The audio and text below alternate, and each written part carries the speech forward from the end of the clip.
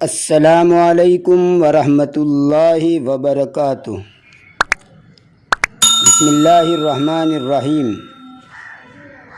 سامعین و ناظرین، ہماری اپنی ہی اس چینل اردو اطالق میں آپ سب کو خوش آمدید اور ویلکم ہے۔ امید ہے سب حضرات خیریت سے ہوں گے۔ گزشتہ ویڈیو میں مرکب اضافی کو بڑی تفصیل سے سمجھایا گیا تھا۔ آج کے اس ویڈیو میں مرکب توصیفی کو بیان کیا جا رہا ہے۔ اگر مرکب اضافی والا ویڈیو نہیں دیکھا ہے تو پہلے اس کو دیکھ لیجئے، جس کی لنک اس ویڈیو کی ڈسکرپشن میں دے دی گئی ہے، تاکہ یہ ویڈیو سمجھنے میں آپ کو اور آسانی رہے۔ جیسے مرکب اضافی کے دو پارٹ یعنی مضاف الیہ اور مضاف ہوتے ہیں، ایسے ہی مرکب توصیفی کے بھی دو پارٹ ہوتے ہیں۔ پہلے پارٹ کا نام صفت اور دوسرے پارٹ کا نام موصوف ہے۔ عربی زبان میں یا فارسی زبان میں پہلے موصوف آتا ہے، پھر صفت آتی ہے، اور ان دونوں پارٹوں کو ملا کر مرکب توصیفی کہا جاتا ہے۔ مرکب توصیفی میں صفت اور موصوف کے درمیان قاقے کی اور راریری نہیں آتا، جو کہ مضاف الیہ اور مضاف کے بیچ میں آتا ہے۔ اب آئیے ذرا اس کی تفصیل سنیے۔ سب سے پہلے تو اسم کس کو کہا جاتا ہے وہ سمجھیے۔ دیکھیے، دنیا میں جتنی بھی چیزوں کا وجود ہے، چاہے وہ انسان ہو، جانور ہو، بے جان چیز ہو، جگہ ہو، یا ہمارے اندر پیدا ہونے والے جذبات ہو، جو جذبات ہمیں نظر نہیں آتے مگر جس کو اس سے واسطہ پڑتا ہے وہ محسوس کرتا ہے، تو ان تمام چیزوں کو ایک نام دیا جاتا ہے، جس کے ذریعے ہم اس کو یاد کرتے ہیں اور اس نام کے ذریعے ہم اس کو پہچانتے ہیں۔ اگر ان چیزوں کا نام نہ رکھا جاتا تو کتنی دقت، کتنی تکلیف ہوتی، کیسے ہم چیزوں کو پہچانتے۔ مثلا خالد، یہ انسان کے ایک فرد کا نام ہے، اور سارے افراد کے مجموعے کو انسان کا نام دیا جاتا ہے۔ ایسے ہی کسی نے اپنے کتے کا نام پپی رکھ دیا تو یہ اس کا نام ہو گیا، اس کا ذاتی نام ہو گیا، اور پپی کے ساتھ اس کے تمام ہم جنس افراد کو کتے کا نام دے دیا گیا۔ تو چاہے پرسنل یعنی ذاتی کسی کا نام ہو یا اس کی ہم جنس کو ایک نام دے دیا جائے، اس کو اسم کہتے ہیں۔ جیسے خالد ذاتی نام ہے اور انسان اس کی جنس کے مجموعی افراد کا نام ہے۔ انڈیا ہمارے پیارے وطن کا ذاتی نام ہے۔ گنگا جمنا ہمارے پیارے وطن انڈیا کی دو بڑی ندیوں کا نام ہے۔ ایسے ہی غصہ یہ ہمارے اندر پیدا ہونے والے ایک جذبے کا نام ہے، جس کو وہی محسوس کرتا ہے جو غصے میں مبتلا ہے۔ خوشی غمی یہ ہمارے اندر کی کیفیت کا نام ہے۔ الغرض محسوس چیز ہو یا غیر محسوس چیز ہو، ہر ایک کا کوئی نہ کوئی نام ہے، اسی کو اسم کہا جاتا ہے، جس کو انگلش میں ناؤن کہتے ہیں۔ دوسری بات یہ ہے کہ یہ جو چیزوں کو نام دیا جاتا ہے وہ یا تو ذات سے تعلق رکھتی ہوگی یا ذات سے تعلق نہیں رکھتی ہوگی۔ مثلا نیک لڑکا، اس میں لڑکا ایک ذات کا نام ہے، جبکہ اس کے ساتھ جو نیک کا لفظ ہے، نیک کا لفظ جو لگا ہوا ہے وہ ذات کا نام نہیں ہے، بلکہ لڑکے کی ذات کی ایک خوبی اور اچھائی کا نام ہے۔ ایسے ہی برا لڑکا، اس میں برا یہ بھی لڑکے کی ذات کی خامی اور برائی کا نام ہے، لڑکے کی ذات کا نام نہیں ہے۔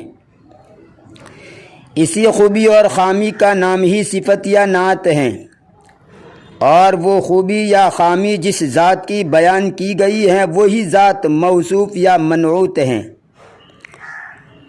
اور ان دونوں کے مجموعے کا نام مرکب توصیفی ہے، اور ان دونوں کی آپس کی نسبت کا نام ہی نسبت توصیفی ہے۔ اگر ان دونوں اسموں میں سے کسی ایک کو ریمو کر دیا جائے، نکال دیا جائے، ہٹا دیا جائے، مثلا نیک لڑکا، اس میں سے نیک کو نکال کر صرف لڑکا کہا جائے یا لڑکا نکال کر صرف نیک کہا جائے تو ان میں مرکب توصیفی کا تعلق باقی ہی نہیں رہے گا، کیونکہ مرکب کا مطلب ہی ہے ایک سے زیادہ لفظ۔ یہاں پر تو اولاً ایک سے زیادہ لفظ رہے نہیں تو مرکب کا سوال ہی پیدا نہیں ہوتا، چہ جائے کہ آگے کی بات کہی جائے کہ توصیف یہ کہ اضافی ہیں۔ دوسری بات یہ ہے کہ کبھی ایک ہی موصوف کی دو یا دو سے زیادہ صفتیں آ سکتی ہیں، جیسے نیک، امانت دار، لڑکا، اس میں نیک اور امانت دار دو صفتیں ہیں۔ اسی طرح نیک، امانت دار، سچا لڑکا، اس میں نیک، امانت دار اور سچا، یہ تین صفتیں ہیں۔ اب آئیے ان تمام چیزوں کو ہم مثالوں سے سمجھتے ہیں۔ سب سے پہلے تو اس پیج میں جو آپ کے سامنے آپ کو نظر آ رہا ہے، موصوف، صفت اور مرکب توصیفی کی مختصر ڈیفینیشن یعنی تعریف دیکھیے اور سنیے۔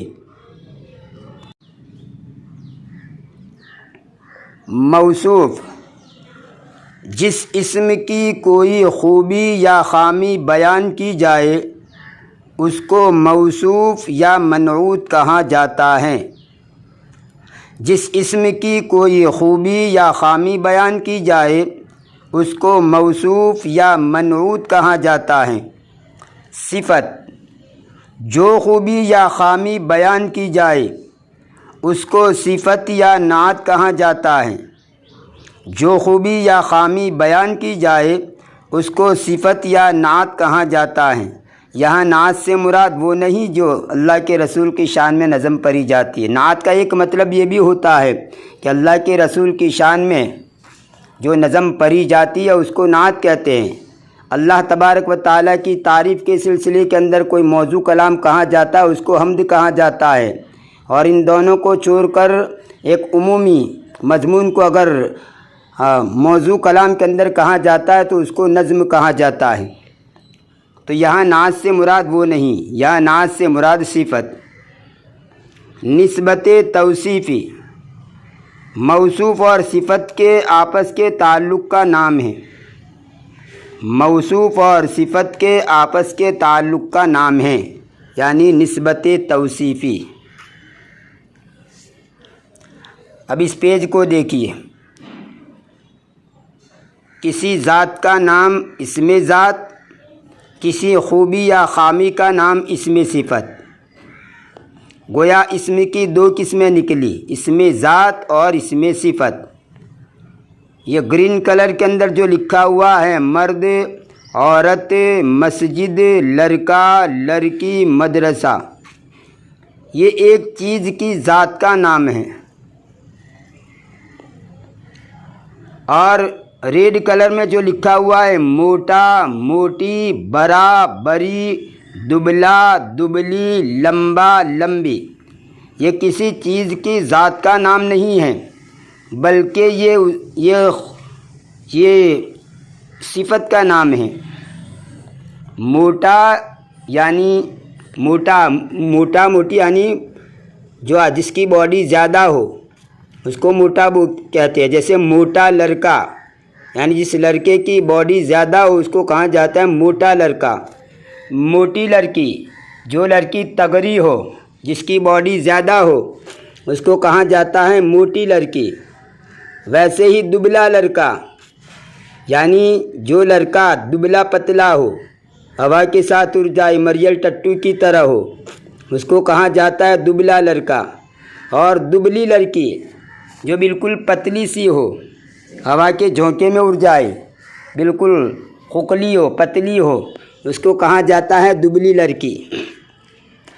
تو موٹا لڑکا موٹی لڑکی، دبلا لڑکا دبلی لڑکی، بڑا لڑکا بڑی لڑکی، لمبا لڑکا لمبی لڑکی۔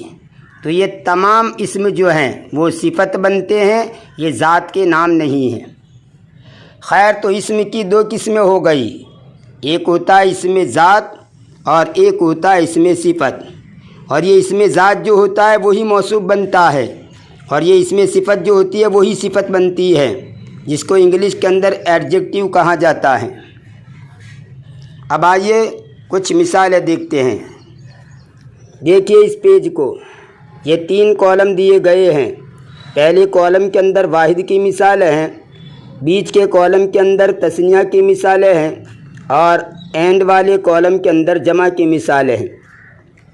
ایک لمبا آدمی، ایک لمبی عورت، ایک موٹا لڑکا، ایک موٹی لڑکی، ایک دبلا گورا، ایک دبلی گوری۔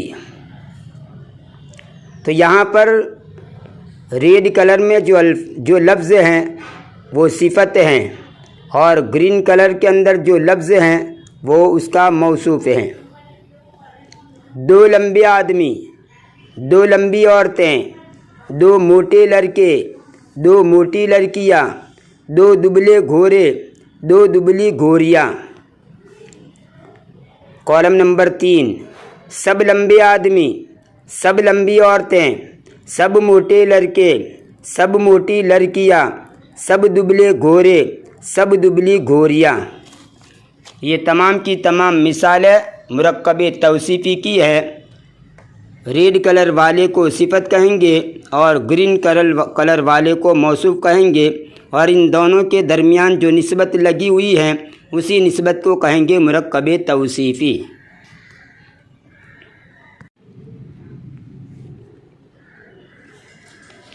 کبھی اردو میں فارسی مرکب توصیفی استعمال ہوتا ہے، جس میں پہلے موصوف آتا ہے اور پھر صفت آتی ہے۔ نیز جس اسم کو موصوف بنایا جاتا ہے، اگر اس کا آخری حرف الف، واو، یا اور ہائے مختفی نہ ہو تو موصوف کے آخری حرف کے نیچے کسرہ یعنی زیر دیا جائے گا۔ قاعدہ نمبر 2، اور اگر آخری حرف الف اور واو ہو تو لمبی یا بڑھا کر اس کے اوپر حمزہ لکھا جائے گا اور اس کا تلفظ اے ہوگا۔ قاعدہ نمبر 3، اور اگر یا ہائے مختفی ہو تو اس ہا اور یا پر حمزہ لگا دیا جائے گا اور اس کا تلفظ بھی اے جیسا کیا جائے گا۔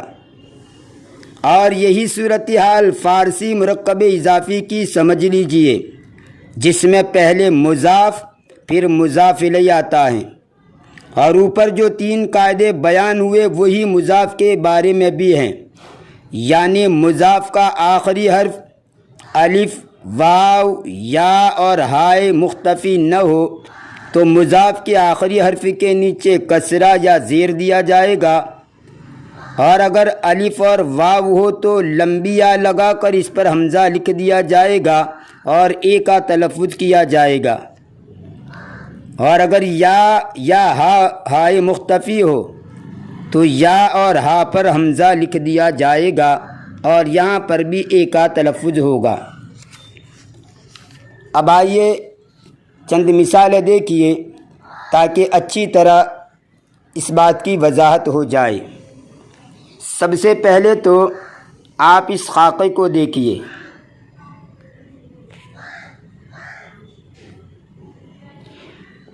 دل سیاہ، کالا دل، راہ نیک، سیدھا راستہ، اچھا راستہ، سزائے سخت، سخت سزا، خوئے بد، بری عادت، خانہ خراب، ویران گھر، سعی مسلسل، لگاتار کوشش۔ اس میں جو 3 قاعدے میں نے بیان کیے ہیں ترتیب سے، یہ 3 قاعدے پہلے کالم کے اندر پہلا قاعدہ والی مثالیں ہیں، دوسرے کالم کے اندر دوسرے قاعدے والی مثال ہیں، اور تیسرے کالم کے اندر تیسرے قاعدے والی مثالیں ہیں۔ اور یہ مرکب توصیفی ہے کیونکہ ان دونوں اسموں کے بیچ میں کاکے کی راریری نہیں آتا۔ دل سیاہ کالا دل، راہ نیک اچھا راستہ، سزائے سخت سخت سزا، خوئے بد بری عادت، خانہ خراب ویران گھر، سعی مسلسل لگاتار کوشش۔ اب آئیے مرکب اضافی کی مثالیں دیکھیے، اور اس میں بھی یہی 3 باتیں ہیں، یہی 3 قاعدے ہیں۔ بیائی نہیں اسی طرح کا پیج ہے لیکن مرکب اضافی ہے وہ۔ دیکھیے،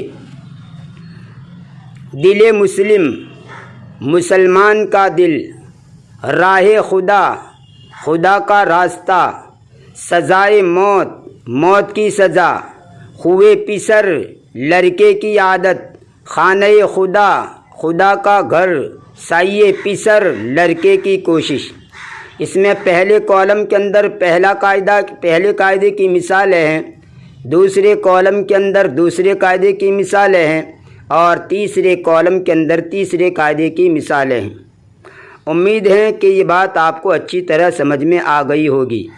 اب آئیے مزید کچھ مثالیں دیکھتے ہیں تاکہ اور زیادہ یہ باتیں آپ کے ذہن نشین ہو جائیں۔ دیکھیے اس آخری پیج کو، اس میں 4 کالم ہیں۔ پہلے دو کالم مرکب توصیفی کی مثالیں ہیں، اور دوسرے 2 کالم لیفٹ سائیڈ کے وہ مرکب اضافی کی مثالیں ہیں۔ اور میں نے یہ 3 کلر کے اندر الفاظ کو لکھا ہے۔ کالے کلر کے اندر جو الفاظ لکھے ہیں وہ پہلے قاعدے کی مثالیں ہیں، اور وائٹ کلر کے اندر جو الفاظ لکھے ہوئے ہیں وہ دوسرے قاعدے کی مثالیں ہیں، اور یلو کلر کے اندر جو الفاظ لکھے ہوئے ہیں وہ تیسرے قاعدے کی مثالیں ہیں۔ یہ اس لیے میں نے الگ الگ کلر لکھ دیے ہیں تاکہ آپ کو سمجھنے میں آسانی رہے۔ تو آئیے اب اس کا ترجمہ ہم دیکھتے ہیں۔ کتاب مقدس، محترم اور پاکیزہ کتاب، مرد نیک، نیک مرد، دل سیاہ کالا دل، رسول پاک، پاک رسول، ماہ مبارک، مبارک مہینہ، راہ نیک اچھا راستہ، کوہ بلند اونچا پہاڑ، چاہے عمیق گہرا کنواں۔ دیکھیں یہ گول ہا جو لکھی ہوئی ہے، اس ہا کو ہائے اظہار کہتے ہیں، اس کو ہائے اظہار کہتے ہیں۔ اور اگر ہائے اظہار موصوف کی آخری حرف کے نیچے تو وہاں پر تو کسرہ دیں گے، لیکن ہائے مختفی ہو تو اس ہائے کے اوپر حمزہ دیں گے۔ جیسے یہ یلو کلر والی مثالیں جو ہے اس میں ہائے مختفی کہا جائے گا۔ سزائے سخت، سخت سزا، بلائے بزرگ، بڑی مصیبت، تمنائے خراب، بری خواہش، بری تمنا، خوئے بد، بری عادت، روئے بد، برا چہرہ، خانہ خراب، ویران گھر، پنجہ سخت، سخت پنجہ، گربہ سیاہ، کالے بلی۔ دیکھیے ان دونوں اسموں کے بیچ کے اندر کہیں بھی کاکے کی یا راریری ترجمے کے اندر نہیں آیا۔ یہ مرکب توصیفی کی مثال ہے۔ اب دیکھیے تیسرا کالم، کتاب خدا، خدا کی کتاب، دل مسلم، مسلمان کا دل، دست قدرت، قدرت کا ہاتھ، پسر نوح، نوح علیہ السلام کا لڑکا، موسم گرما، گرمی کا موسم، موسم سرما، ٹھنڈی کا موسم، ماہ رمضان، رمضان کا مہینہ، دروازہ مسجد، مسجد کا دروازہ، پائے پسر، لڑکے کا پاؤں، لڑکے کا پیر، سزائے پدر، باپ کی سزا، سزائے موت، موت کی سزا، خوئے پسر، لڑکے کی عادت، بوئے گلاب، گلاب کی بو، خانہ خدا، خدا کا گھر، پنجہ شگال، گیدڑ کا پنجہ، مدرسہ اطفال، بچوں کا مدرسہ۔ ان مثالوں کے اندر دونوں اسموں کے بیچ کے اندر کاکے کی آیا ہے، لہذا اس کو کہا جائے گا مرکب اضافی۔ امید ہے کہ یہ تمام باتیں آپ لوگوں کو اچھی طرح سمجھ میں آ گئی ہوگی۔ اگر سمجھانے کا طریقہ، سمجھانے کا اسلوب پسند آیا ہو تو لائک کیجئے اور اپنے دوستوں کے اندر اس ویڈیو کو زیادہ سے زیادہ شیئر کیجئے تاکہ وہ بھی اس ویڈیو سے مستفید ہو سکے، ان کو بھی فائدہ پہنچ سکے۔ اور اگر ابھی تک آپ اس چینل سے نہیں جڑے ہیں تو سبسکرائب کر کے جڑ جائیے اور بیل آئیکن کو بھی ضرور پریس کیجئے تاکہ جب بھی نیو ویڈیو اپلوڈ کروں سب سے پہلے آپ کو اس کی نوٹیفیکیشن موصول ہو۔ ملتے ہیں اگلے ویڈیو میں، تب تک کے لیے دعاؤں میں یاد رکھیے۔ فی امان اللہ، الی اللقاء۔